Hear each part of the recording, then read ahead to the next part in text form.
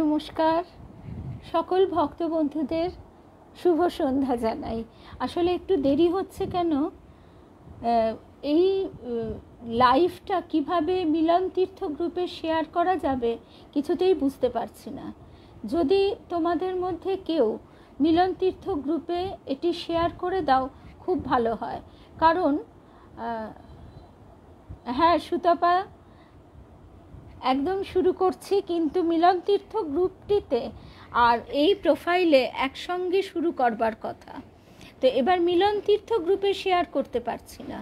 যদি তোমরা কেউ একজন, অপর্ণাদি এখানে আছে কিনা সেটাও বুঝতে পারছি না, তোমরা কেউ একজন এই লাইভটি মিলন তীর্থ গ্রুপে শেয়ার করে দাও, খুব সুবিধে হয়। আর সকল ভক্ত বন্ধুদের শুভ সন্ধ্যা জানাই। আমরা একেবারে সময় মতোই সবাই উপস্থিত হয়েছি।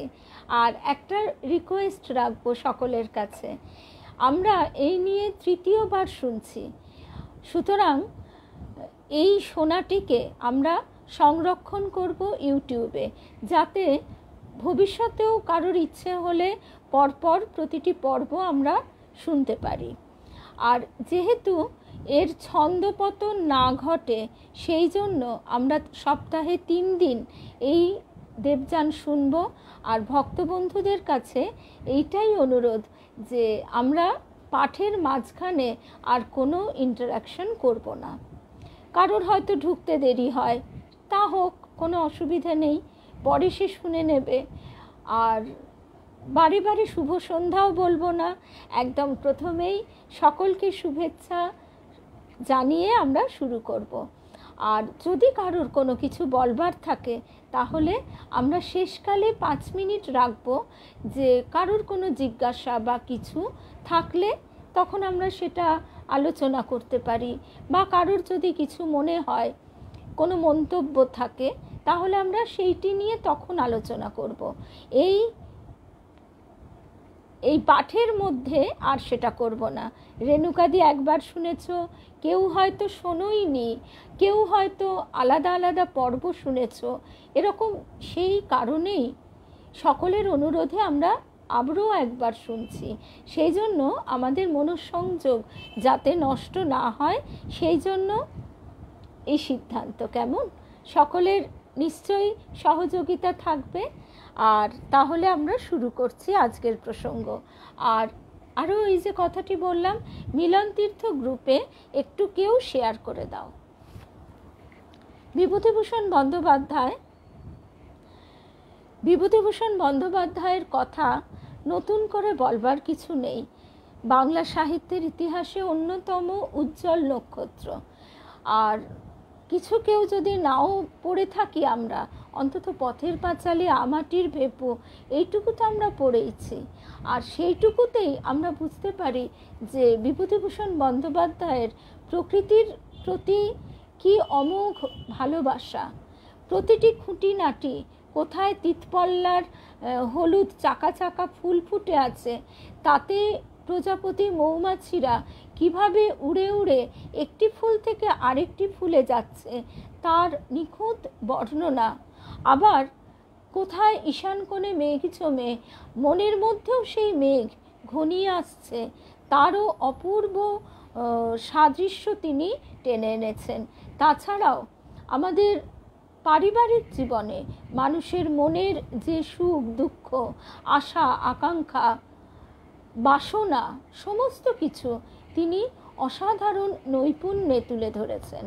আজকে আমরা দেবযানে সেইটি দেখব, স্বর্গ এবং পৃথিবীর এক অপূর্ব মেলবন্ধন।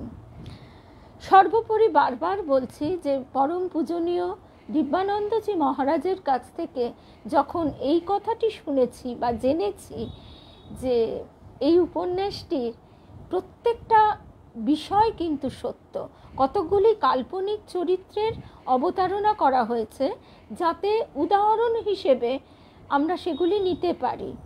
ঘটনাগুলিকে আমরা বুঝতে যাতে আমাদের অসুবিধা না হয়, ওই যে ব্যাকরণ পড়তে গেলে যদি উদাহরণটি আগে আমাদের মনে থাকে তাহলে তার সংজ্ঞাটিও আমরা মনে রাখতে পারি। ঠিক সেই একইভাবে এখানেও আমরা তাই দেখছি। আরও একটা ব্যাপার, এই যে মৃত্যু, একে তো আমরা অস্বীকার করতে পারি না। সেই মৃত্যুর পরেও কি মানুষ বুঝতে পারে সে মারা গেছে? বা রোগে ভুগে ভুগে যখন মৃত্যু হয় তারই বা কি বোধ হয়? অথবা আমাদের মনে এই একটা প্রশ্ন থাকে, জিজ্ঞাসা থাকে যে সম্পর্কগুলি কি আমাদের পূর্ব জন্মের স্বামী স্ত্রী, প্রেমিক প্রেমিকা, ভাই বোন, পিতা মাতা, এমনকি সন্তান, অনেকেই বলে থাকেন যে তোকেই যেন আমি জন্ম জন্মান্তর সন্তান রূপে পাই। এই যে ভাবনাগুলির বেসটা কোথায়? এই ভাবনাগুলি যে আমরা ভাবি তার নিশ্চয়ই একটা বেস বা ভূমি আছে যেখান থেকে আমাদের এই ভাবনাটা সৃষ্টি হয়।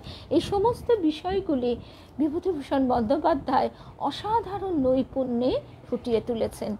ভগবদ্গীতার এই শ্লোকটির কথাও আমরা জানি, ন জায়তে ম্রিয়তে বা কদাচিন্নায়ং ভূত্বা ভবিতা বা না ভূয়াঃ অজো নিত্যাঃ শাশ্বতয়ং পুরাণো না হন্যতে হন্যমানে শরীরে।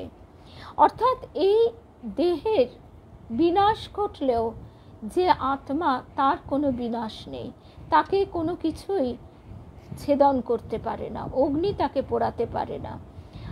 এই যে আমাদের মনের সঙ্গে পরিচয় আমাদের খুব বেশি নয়, অথচ ঠাকুর আমাদের বলছেন এই মনরূপ ইন্দ্রিয় দ্বারাই ঈশ্বর অনুভূতির দিকে আমরা এগিয়ে যাই। শুদ্ধ মনে, শুদ্ধ বুদ্ধিতে তার গোচর হয়। তাহলে এই মনকে ধরেই আমাদের এগিয়ে যাওয়া। এবার মৃত্যুর পরেও যে সূক্ষ্ম মন থেকে যায়, সেই মনের প্রতি আমরা কতটা মনোযোগী, কতটা আমরা তার পরিচর্যা করি, এই বিষয়গুলিও আমরা আস্তে আস্তে বোঝার চেষ্টা করব। তা এবারে আমরা মূল যে প্রসঙ্গ, গল্পের একদম শুরুতে আসছি। কুড়ুলে বিনোদপুরের বিখ্যাত বস্ত্র ব্যবসায়ী রায় সাহেব ভরসারাম কুণ্ডুর একমাত্র কন্যা রাজবিবাহ। বরপক্ষের নিবাস কলকাতা। আজই বেলা 3টের সময়ে মোটরে ও রিজার্ভ বাসে কলকাতা থেকে বর ও বরযাত্রীরা এসেছেন। অমন ফুল দিয়ে সাজানো মোটর গাড়ি এদেশের লোক কখনো দেখেনি। পুকুরের ধারে নহবত মঞ্চে নহবত বসেছে। রং বেরঙের কাপড় ও শালু দিয়ে হোগলার আসর সাজানো হয়েছে। খুব জাঁকের বিয়ে, একেবারেই গ্রাম, এবং কতদিন আগেকার কথা সেটাও বোঝা যাচ্ছে। হোগলা দিয়ে বিয়ের আসর সাজানো হচ্ছে।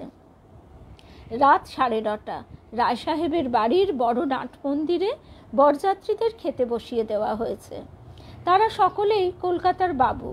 কুড়ুলে বিনোদপুরের মতো অজপাড়া গায়ে যে তাদের শুভাগমন ঘটেছে, এতে রায় সাহেব কৃতার্থ হয়ে গিয়েছেন। বারবার বিনীতভাবে বরযাত্রীদের সামনে এই কথাই তিনি জানাচ্ছিলেন। সভামণ্ডপ থেকে নানা রকম শব্দ উত্থিত হচ্ছিল। ওকিপাল মশাই, না না, মাছের মুড়োটা ফেললে চলবে না। ওরে, এদিকে একবার ভাতের বালতিটা নিয়ে আয় না, এদের পাত যে একেবারেই খালি। সন্দেশ আর 2টো নিতেই হবে। আর 2টো সন্দেশ নিন। আজ্ঞে না, তা শুনবো না। বাটা ছানার না হলেও পাড়াগাঁয়ের জিনিসটা একবার চেখে দেখুন দয়া করে। পোলাওয়ের বালতিকে তখন ভাত বলা হতো। বিভূতিভূষণ বন্দ্যোপাধ্যায় বলে দিচ্ছেন, তাতে সভ্যতা, সুরুচি ও বড় মানুষই চালের বিশিষ্ট পরিচয় দেওয়া হয়। ওদিকে যখন সবাই বরযাত্রীদের নিয়ে ব্যস্ত, নাট মন্দিরের সামনে উঠোনে একপাশে বিভিন্ন গ্রামের কতগুলি সাধারণ লোক খেতে বসেছে। তাদের মধ্যে একজন ব্রাহ্মণ, কিন্তু অত্যন্ত দরিদ্র। সে অন্য লোকদের সঙ্গে নিজের পার্থক্য বজায় রেখে একটু কোণ মেরে বসেছে। বসলে কি হবে, এদের দিকে পরিবেশনের মানুষ আদৌ নেই, ফলে এরা হাত তুলে খালি পাত কোলে বসে আছে। ব্রাহ্মণ যুবকের নাম যতীন, পাশের গ্রামের বেশ সৎ বংশের ছেলে। এই পুরো উপন্যাসটির নায়ক কিন্তু যতীন। যতীনকে আমরা পুরো উপন্যাসটি জুড়েই পেতে থাকব। বয়স তার 35-36 হবে। লোকটি বড়ই হতভাগ্য, বেশ সুন্দর চেহারা, লেখাপড়া ভালোই জানে, MA পর্যন্ত পড়ে গান্ধীজির নন কোঅপারেশনের সময় কলেজ ছেড়ে বাড়ি আছে। বিবাহ করেছিল, কয়েকটি ছেলেপুলেও আছে। আজ কয়েক বৎসর তার স্ত্রী তার সঙ্গে ঝগড়া করে ছেলে মেয়ে নিয়ে বাপের বাড়ি গিয়ে উঠেছে। এখানে নিজেও আসে না, ছেলে মেয়েদেরও আসতে দেয় না। যতীনের বাপ মা কেউ জীবিত নন, সুতরাং বড় বাড়ির মধ্যে ওকে নিতান্তই একা থাকতে হয়। তার ওপর ঘোর দারিদ্র্যের কষ্ট, একজনের খরচ তাই চলে না। ভরসারাম কুণ্ডুর ছোট ভাই ওদের পাতের সামনে দিয়ে যেতে যেতে ওকে দেখতে পেয়ে বলে উঠল, আরে এই যে যতীন, পাচ্ছ টাচ্ছ তো সব? ওরে কে আছিস, এদিকে পাতে লুচি দিয়ে যা। যতীনের মনটা খুশি হলো, এতক্ষণ সত্যিই তাদের এখানে দেখবার লোক ছিল না। আয়োজন খুব বড় বটে, কিন্তু পরিবেশন করার ও দেখাশুনো করার লোকের অভাবে সাধারণ নিমন্ত্রিতদের অদৃষ্টে বিশেষ কিছু জুটছে না। আহারাদি শেষ হলো, এখনই পুকুরের ধারে বাজি পোড়ানো হবে। কলকাতা থেকে বরপক্ষ ভালো বাজি এনেছে, এসব পাড়া গায়ে অমন কেউ দেখেইনি। বাজি দেখবার জন্যে পুকুরের ধারে লোকে লোকারণ্য হয়েছে। যতীনও তাদের মধ্যে গিয়ে দাঁড়ালো। হুস শব্দে একটা হাউই আকাশে উঠে গিয়ে প্রায় নক্ষত্রের গায়ে ঠেকে ঠেকে তারপর লাল নীল সবুজ ফুল কেটে কেটে আস্তে আস্তে নিচের দিকে নামতে লাগলো। দলের অনেকে চিৎকার করে উঠল, আগুন লাগবে, আগুন লাগবে। 2-4 বার এরকম তারাবাজি উঠলো নামলো, কারো ঘরের চালে আগুন লাগলো না। তাই দেখে উদ্বিগ্ন লোকেদের মন শান্ত হলো। তারাবাজির একটার গায়ে একটা হুশ করে আকাশে উঠছিল, আর যতীন আশ্চর্য হয়ে সেদিকে চেয়ে দেখছিল এক দৃষ্টে ঊর্ধ্বমুখে। বহুদিন ধরে সে পাড়া গায়ে নিতান্ত দুরবস্থায় পড়ে আছে, অনেক দিন ভালো কিছু দেখেনি। কলকাতার সেই ছাত্র জীবন এখন আর মনে পড়ে না, যেন সে সব যেন গত জন্মের কাহিনী। সুতোরগাছির মেঘনাথ চক্রবর্তী ওকে দেখে বললে, এই যে যতীন, আজ রায় সাহেবের বাড়ি খেলে নাকি? তোমার নেমন্তন্ন ছিল? তা তোমাদের বলতে সাহস করে? কই আমাদের বলুক দিকি। ছোট জাত তিলি তামলি, না হয় দুটো টাকাই হয়েছে, তা বলে ব্রাহ্মণদের নেমন্তন্ন করে খাওয়াবে বাড়িতে?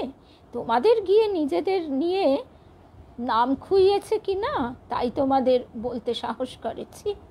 অর্থাৎ তখন জাতের বিচার এতটাই তীব্র। যতীন যখন বাড়ি পৌঁছলো তখন রাত্রি দ্বীপ্রহর।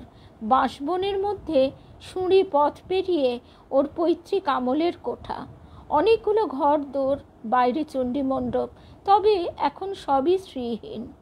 একটা ধানের বড় গোলা ছিল, অর্থকষ্টে পড়ে গত মাঘ মাসে সে 7.5 টাকায় গোলাটা বিক্রি করে ফেলেছে। গোলার ইঁটে গাঁথুনি সিঁড়ি ওই কটি মাত্র আছে। আলো জেলে নিজের বিছানাটা পেতে সে আলো নিভিয়ে দিলে। তেলের পয়সা জোটে কোথা থেকে যে আলো জ্বালিয়ে রাখবে? অন্ধকারে শূন্য বাড়িতে একা বসলেই মনে পড়ে আশালতার কথা। আশালতা, আশালতা কি করে এত নিষ্ঠুর হতে পারলে? বিয়ের পরে প্রথম 5 বছরের কথা মনে হলে তার বুকের মধ্যে কেমন করে ওঠে। এই ধরনের কত শ্রাবণ রাত্রিতে ওই ছাদে সে কত নিভৃত আনন্দ মুহূর্তের কাহিনী এই বাড়ির বাতাসে আজও বাজে। কত মিষ্টি কথা, কত চাপা হাসি, কত সপ্রেম চাহনি। এই মায়ার বন্ধনে পড়ে আমরা একেবারে আষ্টে পৃষ্ঠে বাঁধা, এর থেকে আমরা বেরোতে পারি না। মনে পড়ে তারা দুজনে একসঙ্গে তারকেশ্বর গিয়েছিল একবার। তখন যতীনের বড় ছেলেটি 8 মাসের শিশু। যাবার আগের দিন রাত্রে আশা রাত 1টা পর্যন্ত জেগে খাবার তৈরি করলে। বললে, তোমার কোথাও বাজারে খাবার খেতে দেব না। নানা রকম অসুখ করে, যা তা খাবার খেলে, তার চেয়ে তৈরি করে নিলুম, সস্তাও হবে কেনা খাবারের চেয়ে। ওখানে গিয়ে বাবার পেশাদ খেলেই চলবে। পথে এই যা করে নিলুম, এতেই কুলিয়ে যাবে। পথে দুষ্টুমি করে যতীন সব খাবার খেয়ে ফেলেছিল নৈহাটি যাবার আগেই, আশাকে ঠকাবার জন্যে। নৈহাটি স্টেশনে খাবার খেতে চাইলে আশা অপ্রতিভ হয়ে পড়ল। খাবার এক টুকরোও নেই। যতীন হেসে বললে, কেমন, বাজারের খাবার কিনতে হবে না যে বড়? এখন কি হয়? হয়তো অতি তুচ্ছ ঘটনা, কিন্তু এই তুচ্ছ ঘটনাই পরের 5-6 মাস তাদের দুজনকে অফুরন্ত হাসির ফোয়ারা জুগিয়েছিল। মনে আছে সেই নৈহাটি স্টেশনের কথা? কি হয়েছিল বলো তো? যাও যাও, পেটুক গণেশ কোথাকার, আমি কি করে জানবো? ইত্যাদি ইত্যাদি এই রকম প্রেমালাপ চলত। একেবারে অতি সাধারণ গ্রাম্য গেরস্থ ঘরের সাধারণ কথাবার্তা, সাধারণ হাসি, সাধারণ প্রেমের ভাব বিনিময়। কোনো বড় চিন্তা, বড় ভাবনা কিছুই নেই, কিন্তু এটাই হচ্ছে বাস্তব। বাস্তবে বেশিরভাগ ক্ষেত্রেই আমরা এই রকমভাবেই কথাবার্তা বলি, এইভাবেই আমাদের মনকে আমরা কোনো পরিচর্যা করি না, যে মনের ঊর্ধ্ব গতির সঙ্গে আমাদের পরিচয়ই ঘটে না। মন আমাদের সবসময় এইভাবেই ঘুরপাক খাচ্ছে। আজকে যতীন এই কথাগুলি ভাবছে, এই কথাগুলি ভেবে তার মনে আনন্দ হচ্ছে, অথচ এই আশালতা তাকে ডিপ্রাইভ করে, তার দারিদ্র্যের কারণে সে বাপের বাড়ি চলে গেছে। সেই দুঃখ সে ভুলতেও পারছে না, আবার সেই সুখ স্মৃতি তার মনকে আবার মদির করছে, মোহে সে একেবারে ডুবে যাচ্ছে।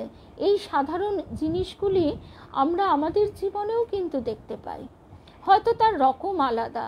এই জন্যেই দেবযান পড়তে পড়তে আমরা নিজেদের যেন এর থেকে বাইরে বের করে আনার শিক্ষাটুকু লাভ করি।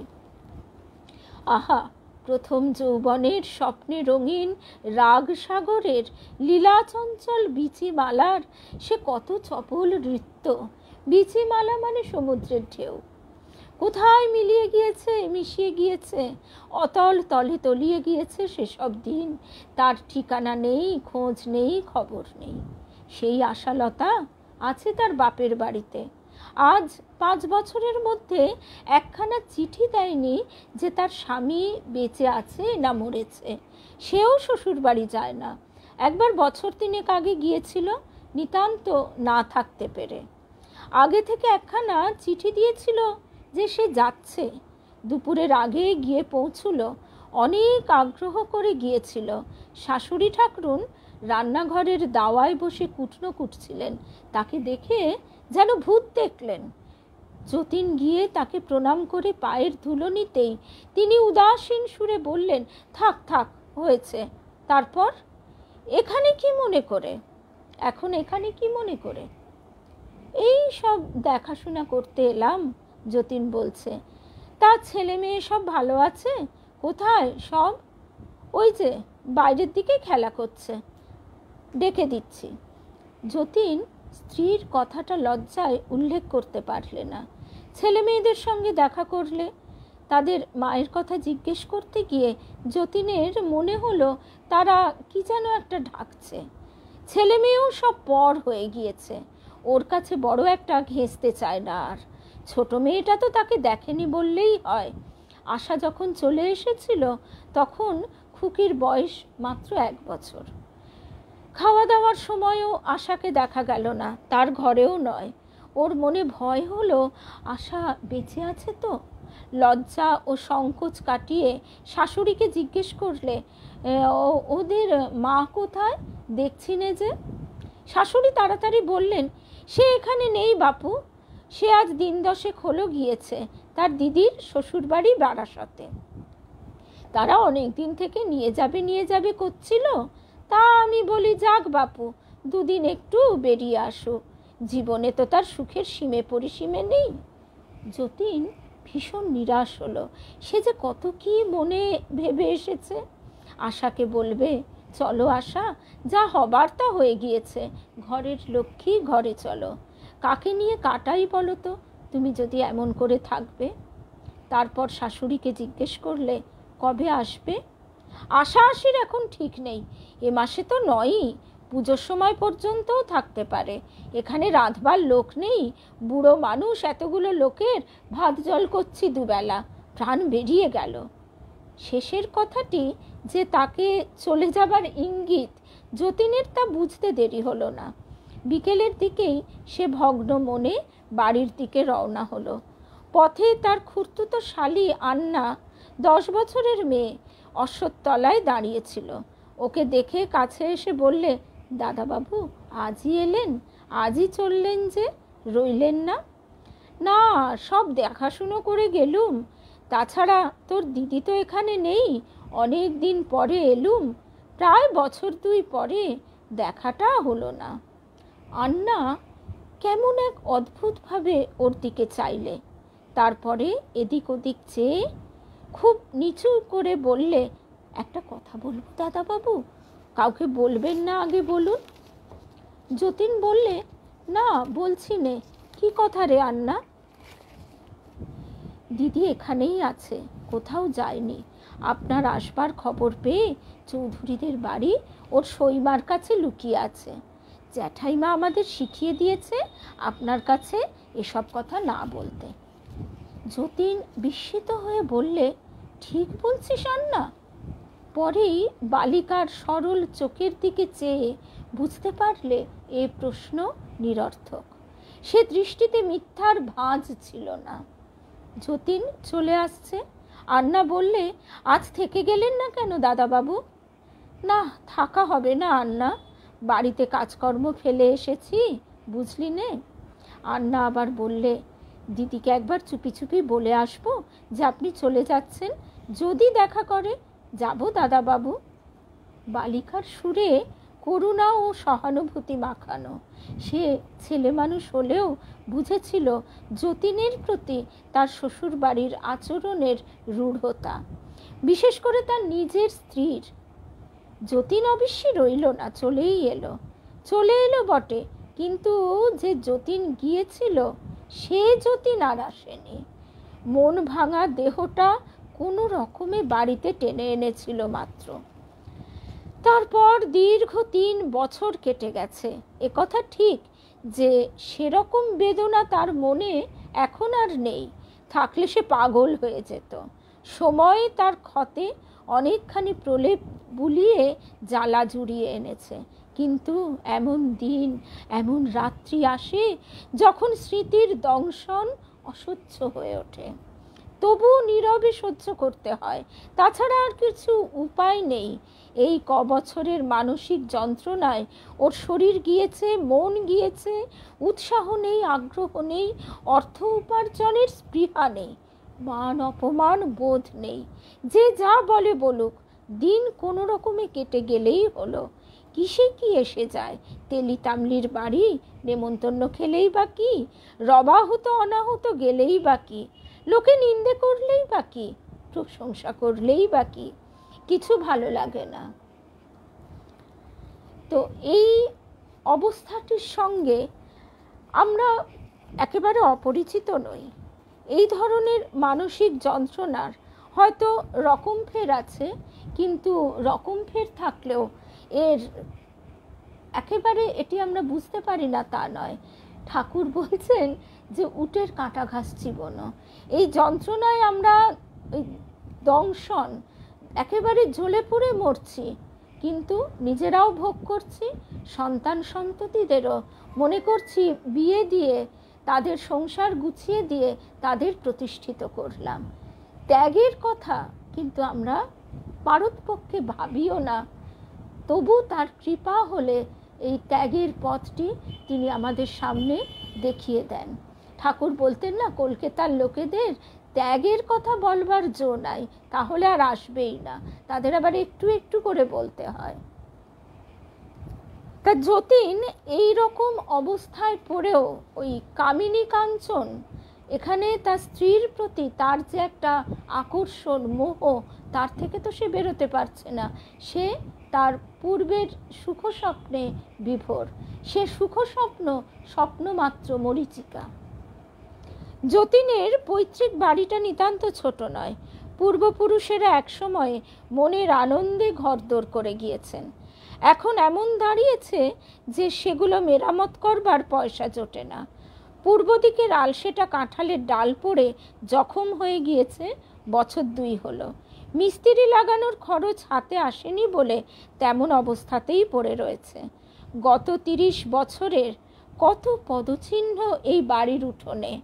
বাবা, মা, বৌদিদি, মেজ দিদি, পিসিমা, 2 ছোট ভাই, আশা, খোকা খুকিরা। এই যে আমরা অতীতে বাঁচি, অতীতের সব স্মৃতি রোমন্থন করতে করতে আরও মায়ামোহের গর্ভে আমরা তলিয়ে যাই।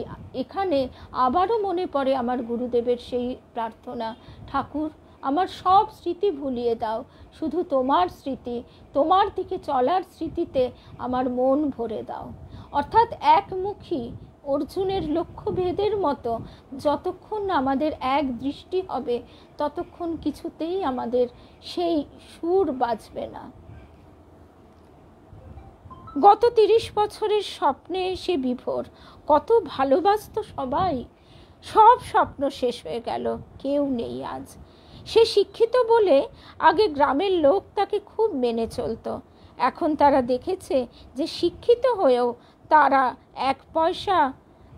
আর এক পয়সা উপার্জন করবার শক্তি নেই। এতে এখন সবাই তাকে ঘৃণা করে, তার নামে যাতা বলে। একদম বাস্তব ছবি। মানুষ অশিক্ষিত হয়েও অর্থের জোরে সমাজে অনেক উচ্চ পদে আসীন থাকে, অনেক কিছু অতিক্রম করে যায়, কিন্তু যথার্থ শিক্ষিত মানুষেরও কোনো মূল্য থাকে না। আশা যখন প্রথম বাপের বাড়ি গিয়েছিল তখন লজ্জা ও অপমান ঢাকবার জন্যে যতীন গায়ে সকলের কাছে বলে বেড়াতো, শাশুড়ি ঠাকুরুনের হাতে অনেক টাকা আছে, কোন দিন মরে যাবেন, বয়স তো হয়েছে। এদিকে বড় মেয়ে প্রায়ই মার কাছে থাকে, পাছে টাকার সবটাই বেহাত হয়ে যায়। তাইও বললে, দেখো এই সময়টা কিছুদিন মার কাছে গিয়ে থাকি গে, নইলে কিছু পাবো না। একেবারে সংসারের প্রতিটি কি বলবো, গানের কথায় বলতে গেলে মিড় এখানে যেন ফুটে উঠছে। মানুষের মনের এই যে ভাবনা চিন্তার রেশগুলো কিভাবে একটা থেকে একটায় সরে সরে যায়, তার লজ্জা ঢাকা, তার টাকার প্রতি একটা গোপন লোভ, তার স্ত্রীর প্রতি এক ধরনের আকর্ষণ, সব কিছু মিলে মিশে অদ্ভুত এই ডায়লগটা। এই কৈফিয়ত প্রথম খুব কার্যকরী হয়েছিল বটে। আর লোকের আমাদের স্বভাবই তাই, আমরা অন্যের ব্যাপার নিয়ে এতটাই মশগুল থাকি। তারপর বছরের পর বছর কেটে গেল। এখন লোকে নানা রকম ব্যঙ্গ বিদ্রুপ করে। কেউ বলে, অনেক দিন তো হয়ে গেল, যাও এইবার গিয়ে বৌমাকে নিয়ে এসো গে যতীন, শাশুড়ির টাকার মায়া ছেড়ে দাও, বুড়ি তোমাদের সহজে মরবে না। পিছনে কেউ বলে, এই মোটর গাড়ির শব্দ ওঠে, দেখো দেখো, যতীনের বউ টাকার পুটুলি নিয়ে মোটর থেকে নেমে এলো বলে। এই নাও 5,000 টাকা। এসে বলল, তোমার টাকা তুমি রাখো, কি করবে করো, আমি খালাস হই তো আগে, এই নাও ধরো পুটুলিটা। এইরকম নানা রকমের ব্যঙ্গ বিদ্রুপ, একেবারে বাস্তবের সমাজের প্রত্যেকটা ডায়লগ কথা যেন এখানে বিভূতিভূষণ বন্দ্যোপাধ্যায় এমনভাবে তুলে ধরেছেন যে ছবির মতো আমাদের এই চরিত্রগুলি চোখের সামনে দিয়ে সরে যায়। তাছাড়া আরও কত রকমের কথা বলে, সেসব এখানে ব্যক্ত করবার নয়। এই সমস্ত ব্যঙ্গ অপমান যতীনকে বেমালুম হজম করে ফেলতে হয়। সয়ে গিয়েছে, আর লাগে না। মাঝে মাঝে কষ্ট হয় মানুষের নিষ্ঠুরতা বর্বরতা দেখে। একটা সহানুভূতির কথা কেউ বলে না, কেউ এতটুকু দরদ দেখায় না, কি মেয়ে কি পুরুষ। সংসার যে কি ভয়ানক জায়গা, দুঃখ কষ্টে না পড়লে বোঝা যায় না। দুঃখীকে কেউ দয়া করে না, সবাই ঘৃণা করে। মানুষ হয়ে মানুষকে এত কষ্ট দিতে পারত না যদি একটু ভেবে দেখত, কিন্তু অধিকাংশ মানুষের চিন্তার বালাই নেই। এসব ভেবে কষ্ট হয় বটে, কিন্তু এসব সে গায়ে মাখে না। গা সওয়া হয়ে গিয়েছে মানুষের নিষ্ঠুরতা, মানুষের অপমান। এরপরেও সে লোকের বাড়িতে ভাত চেয়ে খায়। কোনো দিন লোকে দেয়, কোনো দিন দেয় না। বলে, বাড়িতে অসুখ, রাঁধবার লোক নেই গো, বড় লজ্জিত হলাম ভাই, ইত্যাদি। যতীনের বাড়ির পেছনে খিড়কির বাইরে ছোট্ট একটু বাগান আছে, তাতে একটা বড় পাতিলেবুর গাছ আছে। যেদিন কোথাও কিছু না মেলে গাছের লেবু তুলে সে বিনোদপুরের হাটে বিক্রি করতে যায়। আম কাঁঠালের সময় গাছের আম কাঁঠাল মাথায় করে হাটে নিয়ে যায়। এতেও লোকে নিন্দে করে, শিক্ষিত লোক হয়ে ভদ্র সমাজের মুখ হাসাচ্ছে। রায় সাহেব ভরসারাম কুণ্ডু কেন তার বাড়ির কাজকর্মে ব্রাহ্মণদের নেমন্তন্ন করতে সাহস না করবে? একসময়ে বড্ড বই পড়তে ভালোবাসত সে। অনেক ভালো ভালো ইংরেজি বই ছিল, সংস্কৃত বই ছিল তার ঘরে। কতক নষ্ট হয়ে গিয়েছে, কতক সেই বিক্রি করে ফেলেছে অভাবে পড়ে। এইসব নির্জন রাত্রে বইগুলোর জন্যে সত্যি মনে কষ্ট হয়। এই রকম নির্জন রাত্রে বহুদিন আগেকার আর একজনের কথা মনে পড়ে। সে স্বপ্ন হয়ে গিয়েছে অনেক দিন, ভুলেও তাকে গিয়েছিল, কিন্তু আশা চলে যাওয়ার পরে তার কথা ধীরে ধীরে জেগে উঠেছে। গত 5 বছরে যতীন অনেক শিখেছে। মানুষের দুঃখ বুঝতে শিখেছে, নিজের দুঃখে উদাসীন হয়ে থাকতে শিখেছে, জীবনের বহু অনাবশ্যক উপকরণ ও আবর্জনাকে বাদ দিয়ে সহজ অনাড়ম্বর সত্যকে গ্রহণ করতে শিখেছে। আর যার কথা তার মনে পড়ে সে হচ্ছে এই উপন্যাসের নায়িকা, প্রধান চরিত্র যতীন আর পুষ্প। এদের নিয়েই গল্পটি বিভূতিভূষণ বন্দ্যোপাধ্যায় আস্তে আস্তে বুনে চলেছেন। পুষ্প সেই মেয়েটির নাম। যথাসময়ে আমরা তার পরিচয় পাব। বর্ষার শেষে যতীন পড়ল অসুখে, একা থাকতে হয়। এক ঘটি জল দেবার মানুষ নেই। মাথার কাছে একটা কলসি রেখে দিত, যতক্ষণ শক্তি থাকতো নিজেই জল গড়িয়ে খেত। যখন না থাকতো তখন বিছানায় শুয়ে চি চি করত। গায়ের লোক একেবারেই যে দেখেনি তা নয়, কিন্তু সে নিতান্ত দায়সারা গোছের দেখা। তারা দোরের কাছে দাঁড়িয়ে উঁকি মেরে দেখে যেত। হয়তো ছেলে মেয়ের হাত দিয়ে কচিত এক বাটি সাবুও পাঠিয়ে দিত, সেও দায়সারা গোছের। সে দেওয়ার মধ্যে স্নেহ ভালোবাসার স্পর্শ থাকতো না। অনেকে পরামর্শ দিত, ওহে বৌমাকে এইবার একখানা পত্র দাও, তিনি আসুন, না এলে এই অবস্থায় কে দেখে, কে শোনে, কে একটু জল মুখে দেয়। আমাদের তো সবসময় আশা ঘটে ওঠে না, বুঝতেই তো পারো, নানা রকম ধান্দাতে ঘুরতে হয়, নইলে ইচ্ছে তো করে, তা কি আর করে না? এই রকম সব কথা। এ কথার কোনো উত্তর দিত না সে। আশ্বিন মাসের মাঝামাঝি যতীন সেরে উঠল। যার কেউ নেই, ভগবান তাকে বোধ হয় বেশি দিন যন্ত্রণা ভোগ করান না। হয় সারান, নয় সারাবার ব্যবস্থা করেন। বিকেলের দিকে নদীর ধারের মাঠে সে বেড়াতে গেল। একটা জায়গায় একটা বড় বাবলা কাঠের গুঁড়ি পড়ে, চারিদিক ঘিরে সেখানে বনঝোপ। পড়ন্ত বেলায় পাখির দল কিচকিচ করছে। কেলেকোঁড়া লতায় শরতের প্রথম সুস্নিগ্ধ ফুল ফুটেছে। নির্মেঘ আকাশ, অদ্ভুত ধরনের নীল। এখানেই বিভূতিভূষণ বন্দ্যোপাধ্যায়ের আরও একটি ব্যাপার আমরা লক্ষ্য করি তার লেখনীর মধ্যে দিয়ে, যে জগতে আমাদের যতই ব্যক্তিগত দুঃখ যন্ত্রণা থাক না কেন, জগতের আনন্দ কিন্তু তাতে কিছুমাত্র কম পড়ে না। সেখানে সৌন্দর্য ফুটে ওঠে, সেখানে মানুষের হাসি, মানুষের উৎসব অনুষ্ঠান কোনো কিছুই বাদ পড়ে না। যেমন রবি ঠাকুরও লিখছেন যে তার নিকট আত্মীয় মারা যাবার পর তিনি রেলগাড়িতে করে যাচ্ছেন, দেখছেন জানলা দিয়ে যে যেতে যেতে দুপাশ একেবারে চাঁদের আলোয় ভেসে গিয়েছে। তখনও তার মনে হচ্ছে যে আমার ব্যক্তিগত দুঃখ, আমার ব্যক্তিগত সুখ, সে তো শুধু আমারই। আজ আমার হৃদয়টা খালি হয়ে গেলেও জগতে কোথাও কিছুমাত্র কম পড়েনি। ওর মনে একটা ভয়ানক কষ্ট, বিশেষ করে এই অসুখটা থেকে উঠবার পর। মনটা কেমন দুর্বল হয়ে গিয়েছে রোগে পড়ে থেকে।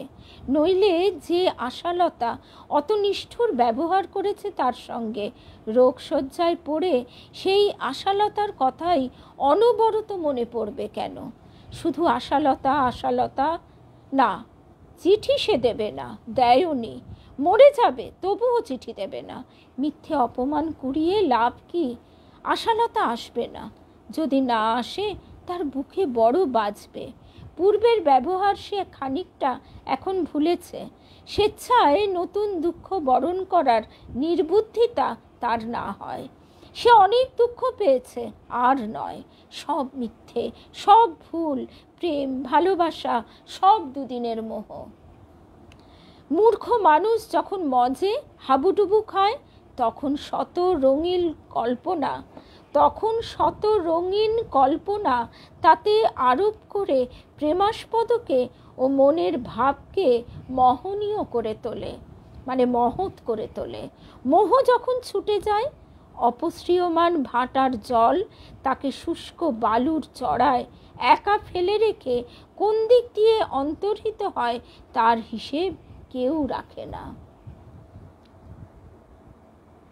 অথচ স্বামীজি কি বলছেন? যে প্রেমের শক্তিতেই জগৎ চলছে।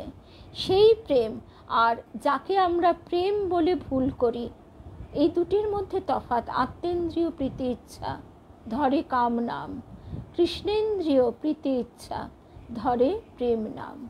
এই কৃষ্ণেন্দ্রিয় প্রীতি ইচ্ছা, সেই প্রেমের পথটি আমরা চিনি না।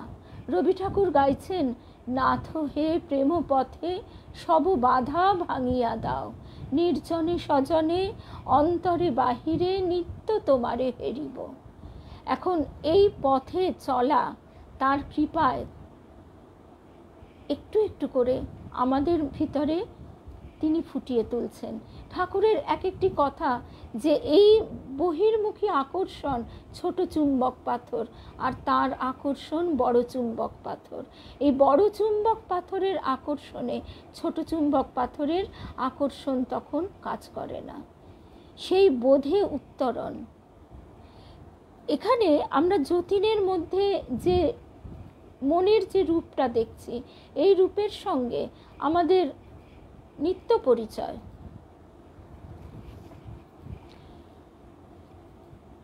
পন্ডিচেরির মা, দ্য মাদার নামে যিনি পরিচিত, তিনি বলছেন যে প্রেম, সেই প্রেম আমরা পৃথিবীতে দেখতে পাই একেবারে প্রেমের প্রথম মুহূর্তে।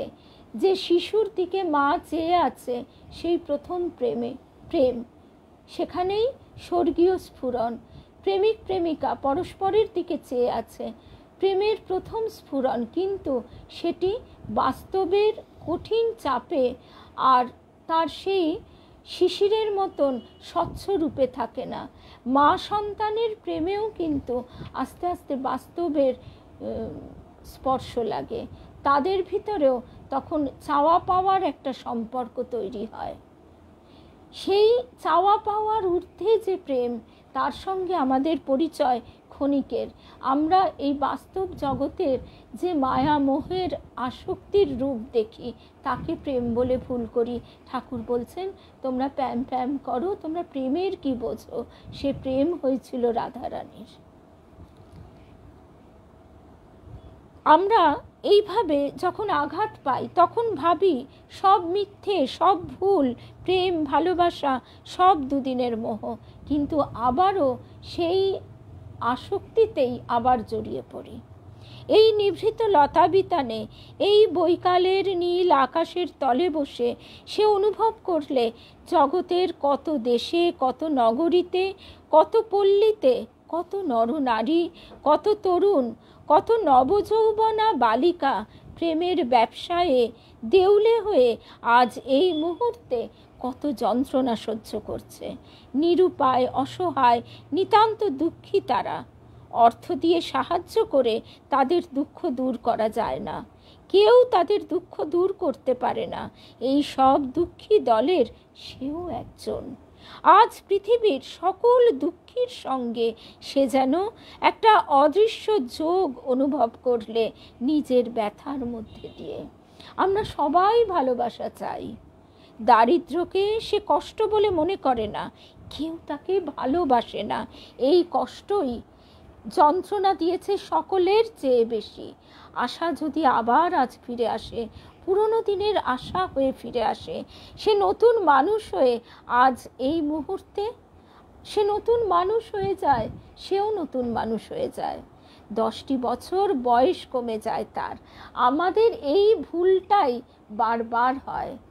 এই ভুল জগতের অনিত্যতাকে আমরা বুঝতে পারি না। আমরা কোনো ব্যক্তির উপর নির্ভর করি, তার প্রেমের উপর। ওই যে আমরা সেদিনকেই এই প্রসঙ্গটি শুনছিলাম, স্বামী তুরীয়ানন্দজি মহারাজ বলছেন যে এক ঘড়া জল যদি তোমার মাথায় দেওয়া হয় তাহলে তার ওজন কত। আমরা ব্যক্তি বিশেষের কাছ থেকে যখন এই প্রেম আশা করি তখন কিন্তু সেটি ভার বোধ হয়। আর যখন আমরা গঙ্গায় ডুব দিই তখন কত জলের ভার বয়ে যায় তা আমরা অনুভব করি না। যখন আমাদের সকলের প্রতি প্রেম, সকলের প্রতি ভালোবাসা সীমা থেকে অসীমের দিকে প্রসারিত হয়, তখনই আমাদের ঈশ্বরীয় পথে, আধ্যাত্মিক পথে এগিয়ে যাওয়া। আমরা তখন এই এক থেকে অনেকের মধ্যে বিস্তার লাভ করি। আত্মার ধর্মই হচ্ছে তাই, সে সীমাবদ্ধ থাকতে পারে না। এই অনন্ত মহা চৈতন্যের মধ্যে যেন এক একটি আধার ডুবানো আছে, এক এক আকৃতির, তার ভিতরেও যা বাইরেও তাই। সেই আধারের যে আবরণটি, সেইটি তো আমিত্বের আবরণ। সেই আবরণ যত হালকা হয়ে যায় ততই সেই মহা চৈতন্যের ঢেউ লাগে। তখন সে বুঝতে পারে তার বাইরেও যা ভিতরেও তাই। অন্য আধারের ভিতরেও সেই একই জিনিস রয়েছে। মায়ের এই কথাটি স্মরণ হয়, কিন্তু মায়ের এই কথাটি তার আগে বুঝতে হয়, সাধন করতে করতে বুঝবে। আমরা একবারে বুঝতে পারি না, সাধন করতে করতে বুঝবে আমার ভিতর যিনি, তোমার ভিতর যিনি, দুলে বাগদি ডোম সবার ভিতর তিনি। এই অনুভূতির জন্য অনুশীলন প্রয়োজন। আমরা এই অনুশীলনে যতটুকু এগোবো ততটুকু আমাদের একটা বিরাট লাভ হবে, যে অন্যের প্রতি বিদ্বেষ, রূঢ়তা কমে যাবে। তখন আমাদের এই বোধটা কাজ করবে। হয়তো আমরা প্রথমেই সফল হব না, ভুলে যাব, কিন্তু তারপরেই আমরা আবার মনের রাশ টানতে পারবো। এইভাবে মায়ের এই কথাটি ধরে যদি আমরা লোক ব্যবহার করি তখনই দেখতে পাবো যে এই সংসার ক্ষেত্র, যে শিক্ষা ক্ষেত্র, এখানে আমাদের অনুশীলন এবং নিজেকে পরীক্ষা করবার জায়গা আছে। সেটিও আমরা নিজেদের ওপর পরীক্ষা করেই বুঝবো যে আগে আমি যেভাবে রিয়্যাক্ট করতাম অন্যের কথায়, অন্যের প্রতি বিদ্বেষ, অন্যের প্রতি বিরক্তি, এগুলো কিভাবে আস্তে আস্তে কমে যাচ্ছে। যাক, আসার কথা আর ভাববো না। দিন রাত ওই একই চিন্তা অসহ্য হয়ে উঠেছে। সে পাগল হয়ে যাবে নাকি? হঠাৎ সে দেখলে হাউ হাউ করে কাঁদছে। এ কি ব্যাপার? ছি ছি ছি, না, সে সত্যি পাগল হবে দেখছি। যতীন কাঠের গুঁড়িটা থেকে তাড়াতাড়ি উঠে ব্যস্তভাবে পায়চারি করতে থাকলো। নিজেকে সে সংযত করে নিয়েছে। আর সে ও কথা ভাববেই না। যে গিয়েছে, ইচ্ছে করে যে চলে গিয়েছে, তাকে মন থেকে কেটে বাদ দিতে হবে, হবেই, কেটে বাদই দেবে সে। যতীন বাড়ি ফিরে এলো। অন্ধকার বাড়ি, অন্ধকার দোর, ভাঙা তক্তপোষের ওপর তার রাজসজ্জা তো পাতাই আছে। সে কেউ ঝাড়েও না, পাতেও না, তোলেও না। অন্ধকারের মধ্যে শয্যায় দেহ প্রসারিত করে শোবার সময় একবার তার মনে হলো, সেই আশা কেমন করে এমন নিষ্ঠুর হতে পারলে।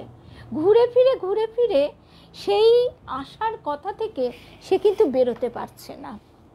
সেই রাত্রেই যতীনের আবার খুব জ্বর হলো। হয়তো এতখানি পথ যাতায়াত করা, এত ঠান্ডা লাগানো দুর্বল শরীরে তার উচিত হয়নি। পরদিন দুপুর পর্যন্ত সে অঘোর অচৈতন্য হয়ে পড়ে রইল। কেউ খোঁজ খবর নিলে না। দুপুরের পর বোষ্টমদের বউ ওদের উঠোনে তাদের পোষা ছাগল খুঁজতে এসে অত বেলা পর্যন্ত ঘরের দোর বন্ধ দেখে বাড়ি গিয়ে খবর দিলে। সে সকালের দিকে আরও দুবার এদিকে কি কাজে এসেছিল, দোর বন্ধ দেখে গিয়েছিল।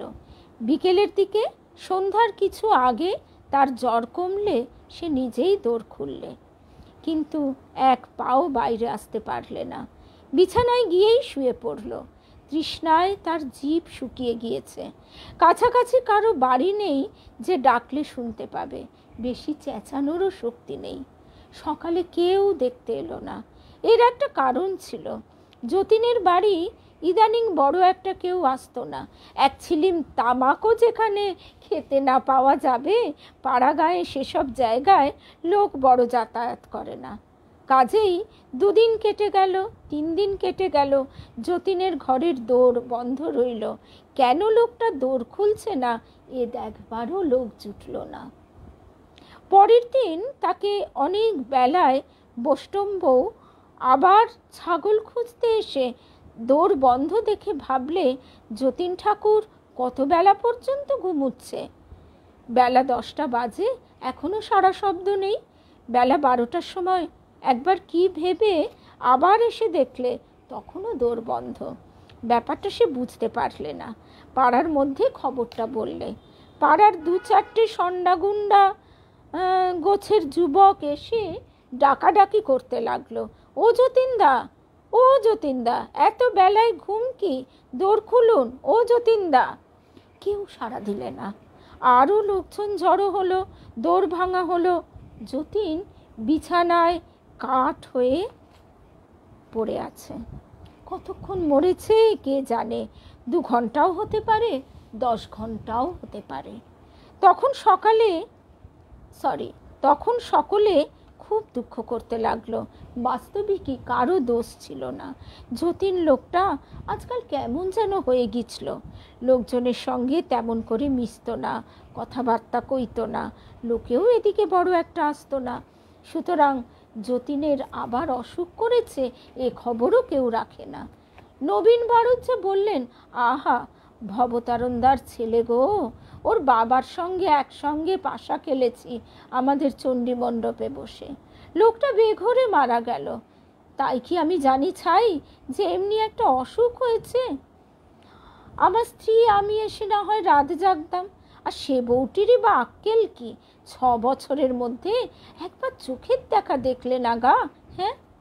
সকলে এক বাক্যে যতীনের বউয়ের উদ্দেশ্যে বহু গালাগালি করলে। যতীনের মৃতদেহ যখন সৎকারের জন্য শ্মশানে নিয়ে যাওয়া হলো, তখন বেলা 2টোর কম নয়। এই হচ্ছে যতীনের ঘটনা, মানে তার জীবিত কালের ঘটনা। এখন সে মারা গিয়েছে। এইবারে আজকে আর বেশি সময় নেই, আমরা এইবার পুষ্পকে পাব। আজকে শুধু শুরুটা করিয়ে রাখছি, তারপর আগামীকাল আবারও ঠিক রাত 9টায় আমরা দেখব যে যতীন বুঝেছে সে মারা গেছে না বুঝতেই পারেনি। যতীন হঠাৎ দেখতে পেলে তার খাটের পাশে পুষ্প দাঁড়িয়ে তার দিকে চেয়ে মৃদু মৃদু হাসছে। ওই যার কথা তার মাঝে মাঝে ক্ষণিকের জন্যে মনে পড়তো, আবার ভাবতো সে তো বুঝি স্বপ্ন। সেই হচ্ছে পুষ্প। পুষ্প একসময় পুষ্পের চেয়ে তার জীবনে প্রিয়তর কে ছিল? দুজনে নৈহাটির ঘাটে বসে পৈঠার পাটে কত খেলেছি ফুল ভাসায় জলে, সেই পুষ্প। নৈহাটির ঘাট নয়, শাহগঞ্জ কেওটায় বুড়ো শিবতলার ঘাট, নৈহাটির আর পারে। সেখানে ছেলেবেলায় তার মাসিমার জীবদ্দশায় সে কতবার গিয়েছে। এক এক সময় 6 মাস 8 মাস সেখানেই সে থাকতো মাসিমার কাছে। মাসিমার ছেলেপুলে ছিল না কি না, যতীন ছিল তার চোখের মণি। তারপর মাসিমা মারা গেলে মেসোমশাই দ্বিতীয়বার দ্বার পরিগ্রহ করলেন। সাগঞ্জ কেওটাতে মাসিমার বাড়ির দরজা চিরদিনের মতো বন্ধ হয়ে গেল ওর কাছে। বুড়ো শিবতলায় পুরনো মন্দিরের কাছে ছিল ওর মাসিমার বাড়ি, আর রাস্তার ওপাশেই ছিল পুষ্পদের বাড়ি। পুষ্পের বাবা শ্যামলাল মুখুজ্জে বাঁশবেড়ের বাবুদের জমিদারিতে কি কাজ করতেন। পুষ্প ছিল ভারী সুন্দরী মেয়ে। তার হাসি, সে হাসি কেবল পুষ্পই হাসতে জানত। দোষের মধ্যে পুষ্প ছিল অত্যন্ত গর্বিত মেয়ে। তার বিশ্বাস ছিল তার মতো সুন্দরী মেয়ে এবং তার বাবার মতো সম্ভ্রান্ত লোক গঙ্গার ওপারে কোথাও নেই। ধীরে ধীরে পুষ্পের সঙ্গে ওর আলাপ হয়। সে আলাপ জমেও ওঠে। ও তখন 13 বছরের ছেলে, পুষ্প 13 বছরের মেয়ে। সমান বয়স হলে কি হবে, বাচাল ও বুদ্ধিমতী পুষ্পের কাছে যতীন ভেসে যেত। আমরা তো জানি মেয়েরা একটু ম্যাচিওর্ড হয় বেশি। পুষ্প চোখে মুখে কথা কইত। যতীন সপ্রশংস দৃষ্টিতে তার গর্বিত সুন্দর মুখের দিকে নীরবে চেয়ে রইত। মস্ত অশ্বত্থ গাছ যে পুরনো ঘাটটার ওপরে, যেটার নাম সেকালে ছিল বুড়ো শিবতলার ঘাট, ওই ঘাটে কতদিন সে ও পুষ্প একা বসে গল্প করেছে। জগদ্ধাত্রী পুজোর ভাসানের দিন পাঁপড় ভাজা কিনে ঘাটের রানার ওপর বসে দুজনে ভাগ করে খেয়েছে। কেমন করে যে সেই রূপগর্বিতা বালিকা তার মতো সাদাসিধে ধরনের বালককে অত পছন্দ করেছিল, অত দিন রাত মিশত, নিত্য তাদের বাড়ি না গেলে অনুযোগ করত, এসব কথা যতীন জানে না।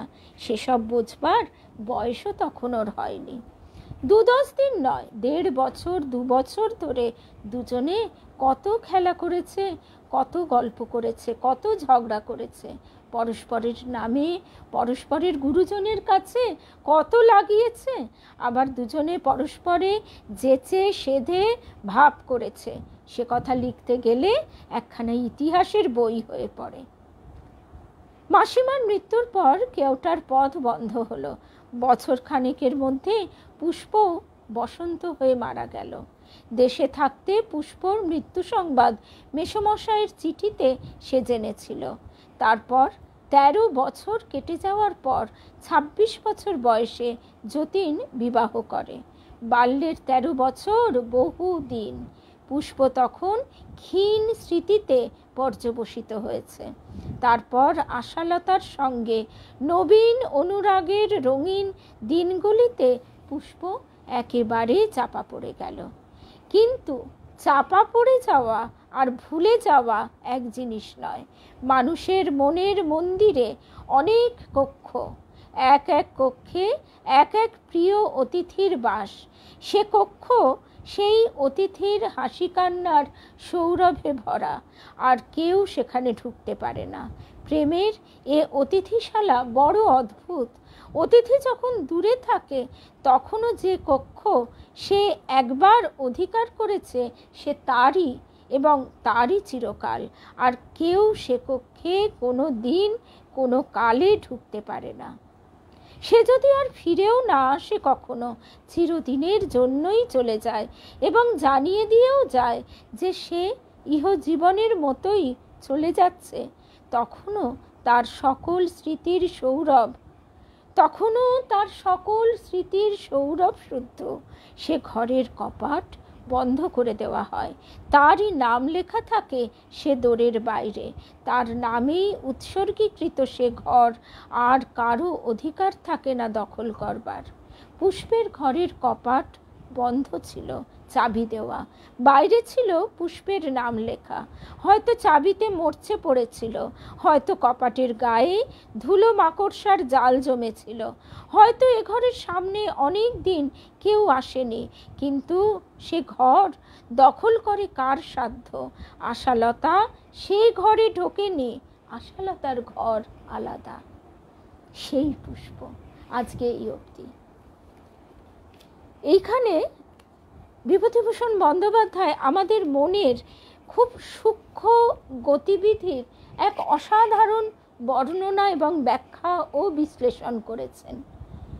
এইভাবেই আমরা মায়া মোহে যুক্ত হয়ে থাকি, আসক্তি এইভাবে আমাদের পেঁচিয়ে পেঁচিয়ে আষ্টে পৃষ্ঠে বেঁধে রাখে। এই আসক্তি থেকে একমাত্র মহামায়ার কৃপা না হলে কোনো মতেই মুক্তি নেই। কিন্তু তারও আগে প্রশ্ন, আমরা কি সত্যিই মুক্তি চাই? চাই না, আমরা এই আসক্তির মধ্যেই থাকতে চাই। ঠাকুর বলছেন না যে কারুর যদি সেই ব্যাকুলতা জাগে তাহলে এক্ষুনি ঈশ্বর দর্শন হয়ে যায়। আমরা নিরালম্ব বোধ করি, আমরা এই আসক্তির মধ্যে, এই খাঁচার ভেতরেই থাকতে চাই। কখনোই ওই রবি ঠাকুরের দুই পাখি কবিতাটা আমরা সবাই শুনেছি। বনের পাখি যতই আমাদের ডাকুক না কেন, খাঁচার পাখি সে সেইখানেই বসে থাকতে চায়, সে তার নিজের ওই সীমাবদ্ধতার মধ্যেই থাকতে চায়। অনন্ত নীল আকাশের আহ্বান তাকে মাঝে মাঝে হয়তো বা তাকে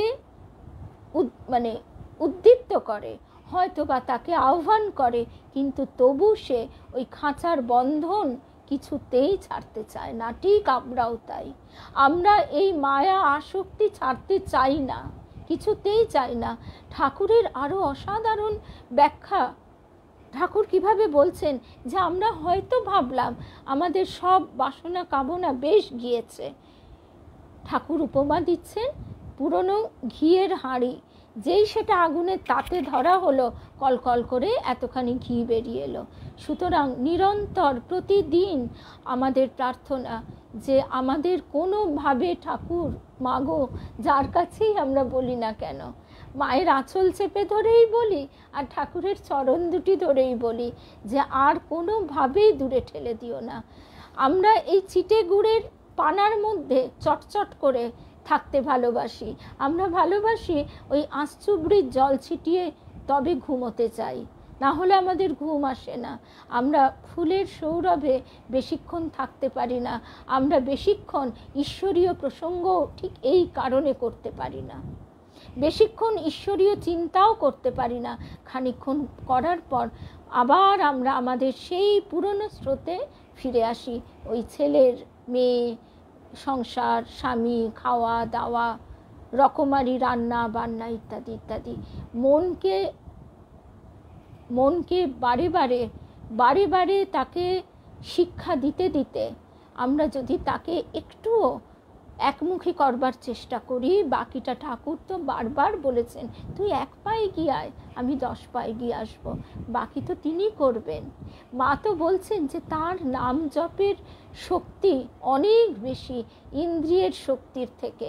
শুধু আমাদের ইচ্ছা, এই ইচ্ছাটাই বড় কথা। রবি ঠাকুর বলছেন ইচ্ছে সেই তো ভাঙছে, সেই তো গড়ছে, সেই তো দিচ্ছে নিচ্ছে। তো আজকে আমরা এই অবধি শুনলাম, এখনো আমরা ঠিক বুঝতে পারছি না ব্যাপারটা কোন দিকে যাবে। এর কালকে আমরা বুঝতে পারবো। যতীনের জীবিত অবস্থা কালটা আমরা শুনলাম, পুষ্পেরও জীবিত অবস্থা কালটা কীরকম ছিল শুনলাম, এবং এটাও শুনলাম তার খুব অল্প বয়সেই মৃত্যু হয়। এরপর কি হবে আগামীকাল শুনব। আর এই কারণেই আমরা 3 দিন শুনছি, যাতে আমরা তাড়াতাড়ি এগিয়ে যেতে পারি এবং আগের দিনের অংশটা আমাদের মনে থাকে। আবার আমাদের কাল দেখা হবে। আর অনেকেই অনেক কমেন্ট করেছেন, কিন্তু এই বিষয়টি একটু ভেবে দেখলে ভালো হয় যে আমরা যদি বারে বারে ইন্টারাকশন করি তাহলে খেই হারিয়ে যাবে।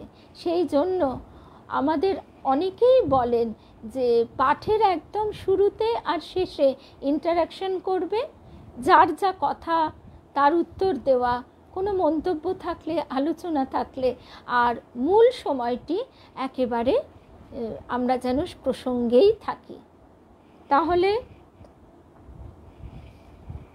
তাহলে আজকের মতন শুভরাত্রি। আগামীকাল আবার আমাদের যে প্রসঙ্গ, সেই প্রসঙ্গ তো শুনবই, বিশ্বজনীন বার্তা থেকে। আর তারপর আবার আমাদের দেখা হবে 9টায়। জয় রামকৃষ্ণ।